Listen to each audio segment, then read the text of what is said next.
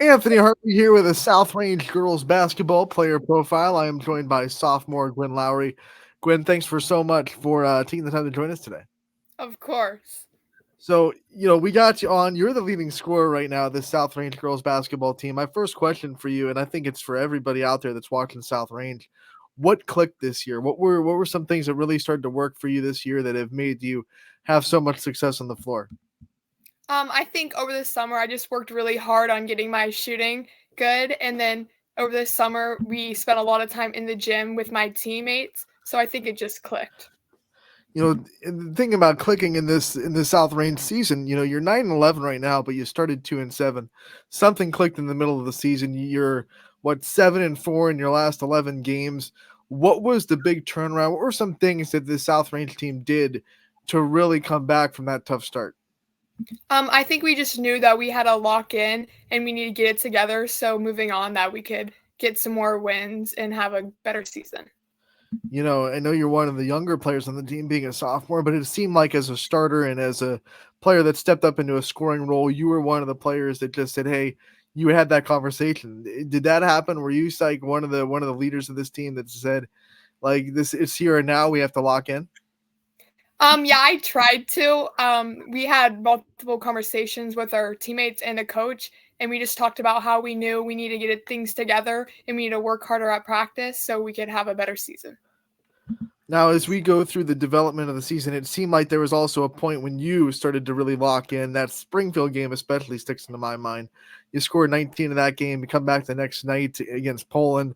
You dropped 21 against Poland. You really started to click. What happened in that point for you? Did you kind of get confident at that point? Was there just a time when you started to see shots go in that then you started to really be confident the rest of the year? Or was there something else that really, clicked for you? I think confidence, I would stay after practice later and come in early, and I just kept shooting and shooting, and then it showed on the court, so then I just kept going and shooting as the more games came. Your teammates seem very close knit, very chemistry. Obviously, your coach fires you guys up as well. How much did your coaching staff and your teammates really contribute to your confidence? Well, I couldn't do it without them, so without them, it wouldn't be possible. So having them have confidence in me and pass me the ball, it really helped me. I told Coach Fish this early in the season. I don't know if he shared this information with you, but you, out of every South Range girls basketball player that has come through in the last 6 years since the NE8 started, no one has scored more against Poland than you have. What is that when you hear that? When you know that that team obviously has won the NE8 6 years in a row, they're tough. What does it mean to you that you're one of the Raiders that can put their name on having success against that team?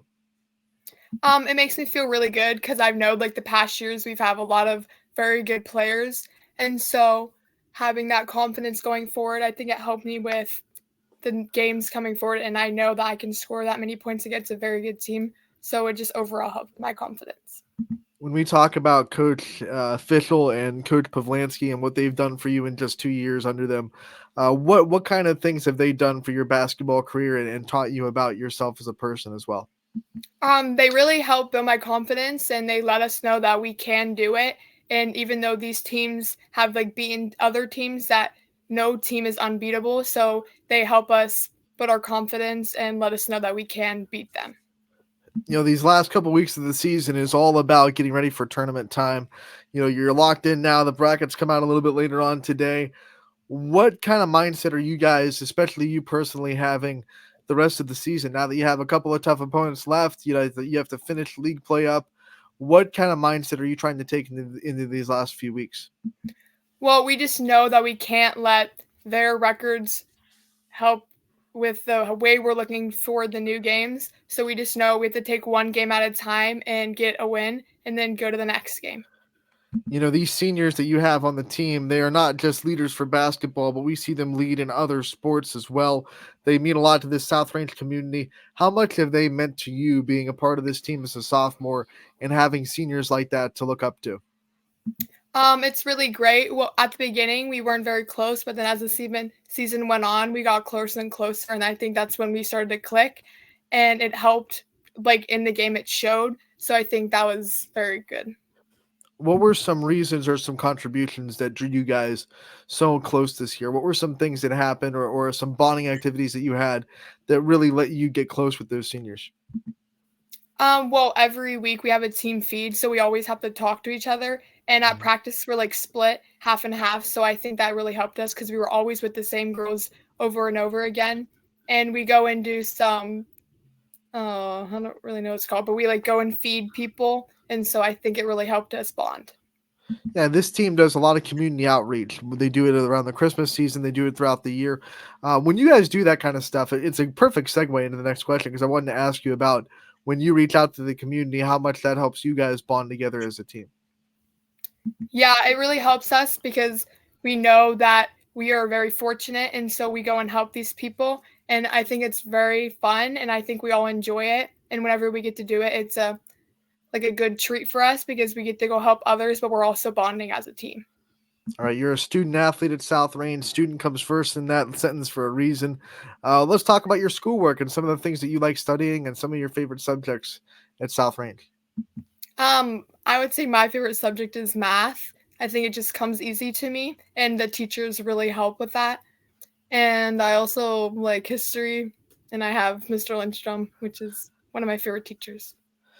When you think about other teachers, obviously Lindstrom, you just mentioned him, other teachers that have impacted your journey along the way. What other teachers come to mind in that South Range school system? Well, obviously my math teacher, Miss Pav and Mrs. Scott. I love going to them and talking to them because they feel I'm really close with them. So it really helps me whenever I need to go and ask them a question about something or anything. We've asked basketball players this all year. When it's game day on Monday or Thursday, is it easier for you or harder for you to get through the school day? I would say easier because I feel like it goes faster and I'm always Mhm. excited for the game. So like I'm not thinking about school. So I like it better during the week. What is your game day routine? Like, what kind of things do you do to try to keep yourself in routine on a game day? Well, after school, I usually get Starbucks and then with my friends, and then I just go home. And then on the way to school, I listen to music and I just get ready for the game. Now, this has been a very contested, I guess, point for a lot of players that we've interviewed. Are we taking a power nap before the game? Do you go home and take a little bit of power nap before you head off to the school, or do you not do that? I do not take a nap. I feel like it drains my energy, and Right. I usually go home and just listen to music and just get ready and lock in. So we'll write Gwen Lowry down in the not napping section of the players. So we'll put you down on that list. When you're listening to music, what kind of music pumps you up? What's on your playlist? Um, I usually listen to country music, which is very controversial, but I love country music. So, Let's talk about that controversial music taste. What's your favorite country singer? Who's the go-to artist? I like Morgan Wallen and like Blake Sheldon. Is there one country song that no matter like what your mood is or no matter what kind of day you're having can always kind of lift you up and get you ready to go? Um, I'm not very good with song titles, but um, I don't really know the names of them. I just play them on Ah, shuffle. it's good. What about like how does your teammates how do they accept your music taste? Are they accepting of the country music or do they not vibe with that? Well, before our game, we always have our speaker playing, and it's the senior's choice, so we usually don't listen to country music. But Just that's all wait right. when you're a senior, you'll be able to change Oh on yeah, that. we Don't already have worry. our playlist ready. Already ready. Oh Let's yeah. talk about that group of sophomores. I know you're close with your class and the players that are in your class, and I know you've played with them for a while. Talk about the bond there and how much you're gonna relish the next 2 years with them as well. I think it's going to be very fun since we've been playing with each other for so long, and hopefully we can get Anna A back, who sadly quit this year, but I think we can get her back, and then we'll have our five back that we've had since as long as I can remember, fourth grade, playing with each other, and we have a very good bond, and we all enjoy each other's company, so I think it will be very fun. You gotta get into Anna A's ear. Come on. Oh yeah. Come back to basketball. It's fun over here.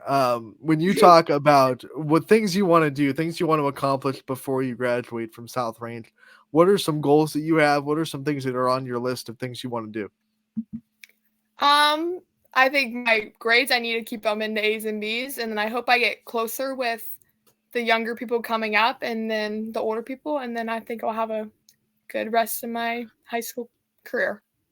When we're talking about these seniors and we're talking about the legacy they're leaving on South Range and the athletics programs that they're in, what kind of legacy do you think you want to leave? If we ask a younger player about being your teammate when you're a senior, what kind of things do you hope they say about you?